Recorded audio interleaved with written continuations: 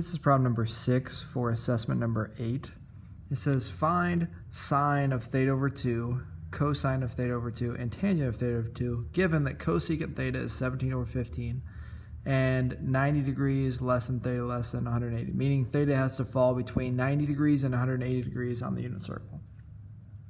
First of all, let's look at the unit circle. And when we look at the unit circle, we can see that 90 to 180 degrees, we know that in this situation, we've got cosine being negative, sine being positive. So maybe that's the first thing we want to do is we want to draw out just a little coordinate plane. And we want to say that in this quadrant, up here, quadrant 1, quadrant 2, quadrant 3, and quadrant 4, we know in this quadrant up here we have cosine greater than 0, sine greater than 0. In this one we have cosine less than 0, sine greater than 0. In this one we have cosine less than 0, sine less than 0. And on this side we have cosine greater than 0 and sine less than 0. So we know this about the 4 quadrants. Now in our quadrant, 90 degrees to 180, we're looking at cosine being less than 0 and we're looking at sine being greater than 0. So let's start this problem out by looking at, first of all, these are half angle formulas. We need to look at our different half angle formulas that we have. And you can see that our half angle formulas that we're given give us an option here where we have sine theta over 2 is plus or minus the root of 1 minus cosine theta. Cosine theta over 2 is equal to plus or minus so on and so forth. And tangent theta over 2 equals plus or minus root 1 minus cosine over 1 plus cosine. So in each of these we need to know what cosine is. Well, they give us cosecant. So we've got to go through the process of finding where cosine is, or finding what cosine is. So I'm going to set this off to the side and let's go through that process. So if they give us cosecant theta is 17 over 15, and I look at my reciprocal identities, I know that if cosecant 17 over 15, sine and cosecant are reciprocals, so that means that I know that sine theta is 15 over 17. And I know that sine is positive in this region because of this quadrant 2, sine's greater than 0. So I know sine is 15 over 17 there. So I need to draw a quadrant 2 triangle, which would look like so. And I can label that now 15 over 17. Now the side I don't know is this side, so I'm going to label that x, and I'm going to use the Pythagorean Theorem to find it. So I'm going to have 17 squared equals 15 squared plus x squared. Subtract the 15 squared over, you get 17 squared minus 15 squared equals x squared. Do the square root of each side, and we get square root of 17 squared minus 15 squared equals x squared, or equals x. Plug that in the calculator. So 17 squared minus 15 squared. Take the square root of 64, we get 8. So we know that this x value is 8. So this side here is 8. But it's not 8 because we're in quadrant 2. Remember, cosine is less than 0. So that means that this is actually negative 8. Okay. Now that we know that cosine theta, we can say down here, cosine theta is negative 8 over 17. Okay, perfect. So we have cosine theta is negative 8 over 17. We can now use all of our half angle formulas to find sine of theta over 2, cosine of theta over 2, and tangent of theta over 2. Now here's the important part. Because they say theta is between 90 and 180, And now we're dealing with theta over 2. We're essentially dividing our angle in half. Well, what does that do to our parameters then? Well, if 90 degrees is less than theta, less than 180, that means theta over 2 is really, if we divide each of these by 2, we would say that that is 45 degrees less than theta over 2 less than 90 degrees. So when we're talking about our half angle restrictions, for our half angle restrictions, it's not between 90 and 180, it's actually between 45 and 90, which is quadrant 1.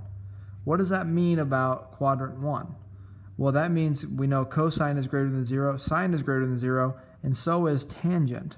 Because remember, tangent is sine divided by cosine. So when we find our half angle formulas, all of these are positive. We're going to use the positive version of each of these because theta over 2 is between 45 and 90, not between 90 and 180. That's where theta is. So theta is in quadrant 2, but theta over 2, when you divide that angle, you're actually lying in quadrant 1. So any of these, we need to use the positive version of these formulas to find this out. All right, now that we know that, let's go ahead and write this out. So sine of theta over 2 is going to equal the positive version of this. So it'll equal root 1 minus cosine theta over 2, which is going to equal, if I plug in negative 8 over 17, I get root 1 minus negative 8 over 17 over 2. Which if I switch this now, this will give me a root of, this will be 17, and actually I can probably just plug this all in my calculator. I think that'll be easier. So let's just plug all that in. We're going to say that this is 1 minus, and we'll use the fraction button, negative 8 over 17. And then we'll divide that by 2, and we end up with 25 over 34. But I can reduce that, so I can switch that to root 25 over root 34, which then can be reduced to 5 over root 34. Right, root 25 is 5. And then I can rationalize this denominator by saying 5 over root 34 times root 34 over root 34.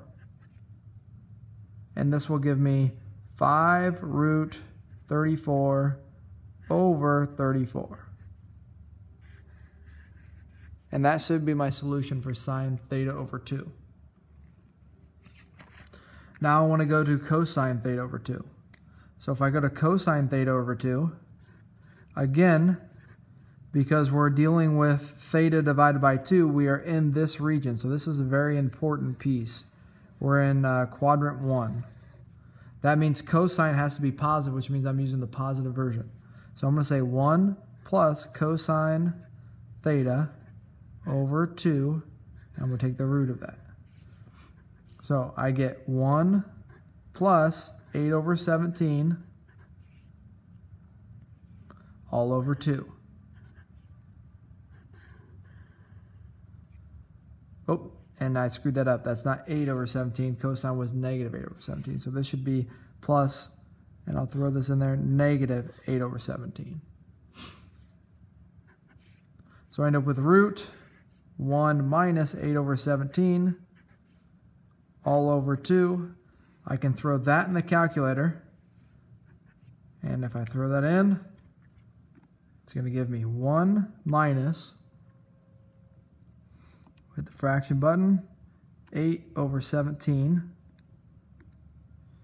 divided by 2 gives me 9 over 34. So I have root 9 over 34, which I can write as root 9 over root 34. Root of 9 is 3, so it's 3 over root 34.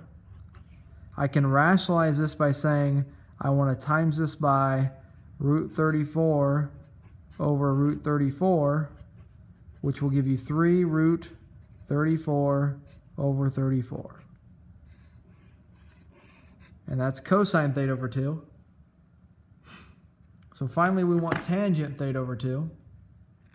And we're going to say, again, because we're in the 45 to 90 degrees for theta over 2, we're in quadrant 1. That means tangent, we're going to use the positive version here.